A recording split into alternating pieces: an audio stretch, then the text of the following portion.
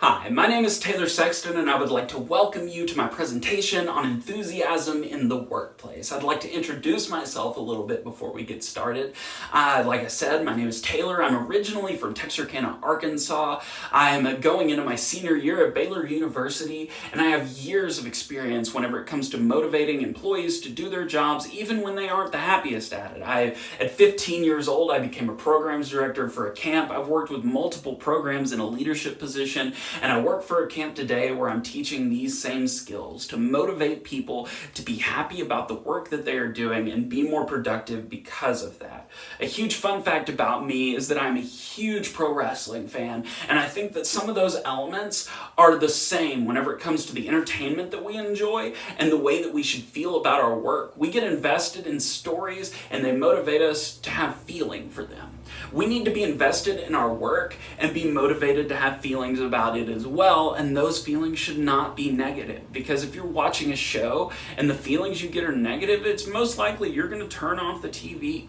Now, the corporation that I looked at as the most beneficial for a program like this would be a large corporation like an AT&T, because companies that are smaller have more invested people. They feel that they're on the ground floor. That's not the case in these large corporations all the time, but that same motivation needs to exist to be more productive in the process. So what will you learn from this workshop? Some of the things that you will learn are ways to boost enthusiasm in the workplace and in your personal life, because those bleed over. If you're not having a good day at home, you're not going to have a good day at work most likely either. And if you have a bad day at work, that can bleed over into your personal life. So these need to be skills that are evergreen for every moment of your life. Another thing you will learn are skills to resolve conflict. Now, whenever we think about enthusiasm, we aren't thinking about the downside of things that happen. We aren't thinking about how there will be conflict, and that's human nature, that there will be some sort of conflict in our workplace that needs to be resolved. Another thing that you will learn is how to play a part in your corporate culture. There are things that you can do that aren't necessarily in your job description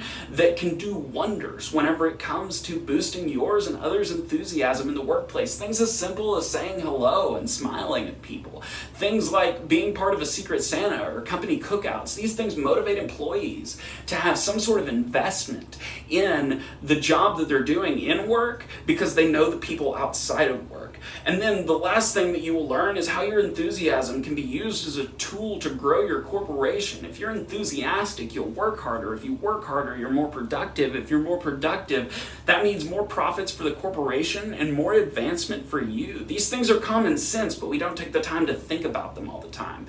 One thing that I wanted to point out is that corporations spend about $83 billion a year on corporate training. Now, that's not just these sort of trainings that I'm talking about. This is new employees coming in that they're having to spend time and resources training. So that tells me that there is a lot of rollover in corporations because people aren't happy about what they're doing. And if they're happy about what they're doing, they'll stay.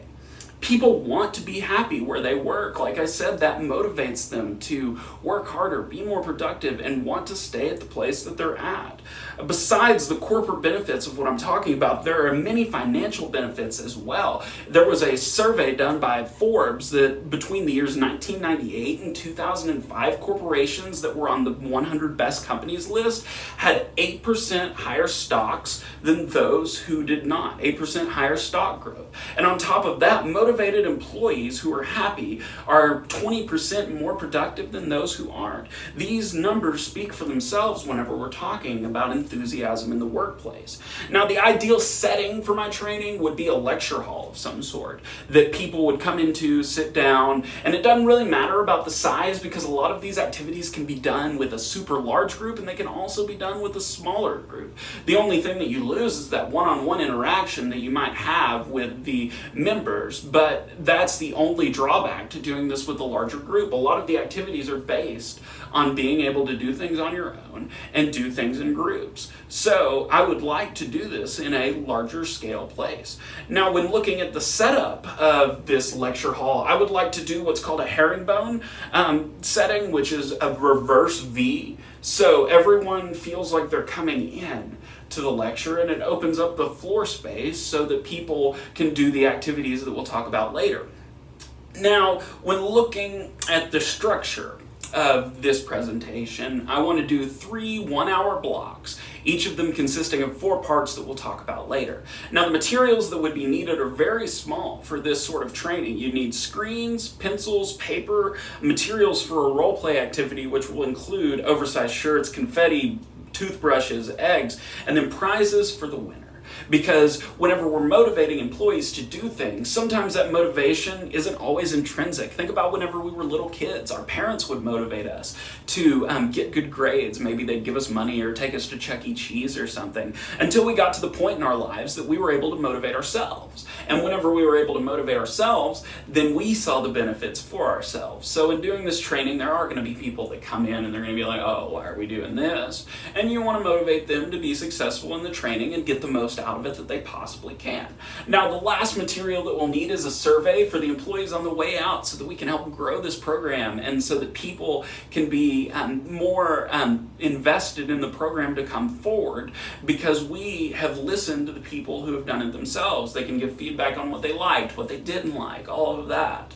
Now, let's go into the training objectives. The first training objective says that participants will be able to learn skills that lead to a more motivated employee enthusiasm in the workplace and have higher retention rates in the process. Happy employees stay where they want to be, like I said. If you're happy where you are, you're going to stay there. And people want to be in those environments. And it brings people in as well, because whenever they see that people are happy in the workplace that they're in, they're going to want to join the corporation. The second objective is that participants will be able to improve employee-employer relations and create a more productive workplace. If you're spending all your time complaining to the boss about this person did this or this person did that, that's getting in the way of your own personal growth and the corporation as a whole. Also, it goes the other way. Employers should know how to motivate employees to be enthusiastic about the work that they're doing.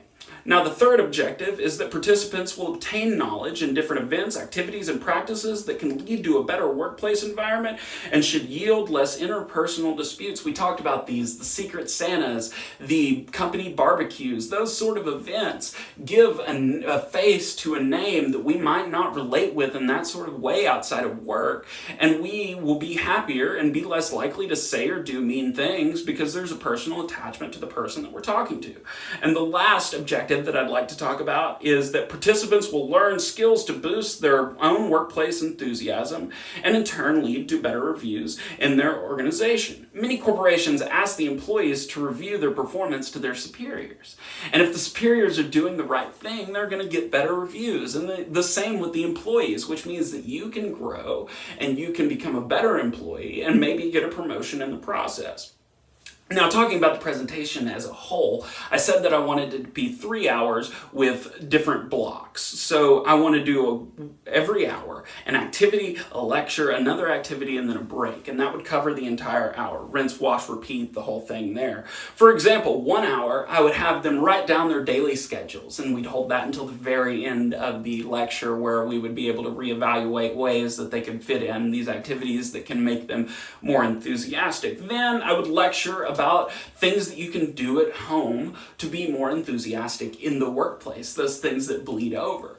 And then we would do a role play activity, and this is the one that I was talking about that I would be so happy to see happen, is that they would have to simulate a whole wake-up routine and have to do it as fast as possible. So they have to get out of bed, take off some oversized clothes that we provide, put on different oversized clothes, probably an oversized button-up, and then they'd have to do a confetti shower and get all the confetti off of them, and then they would have to make a fake breakfast, and whoever did it the fastest would receive a prize.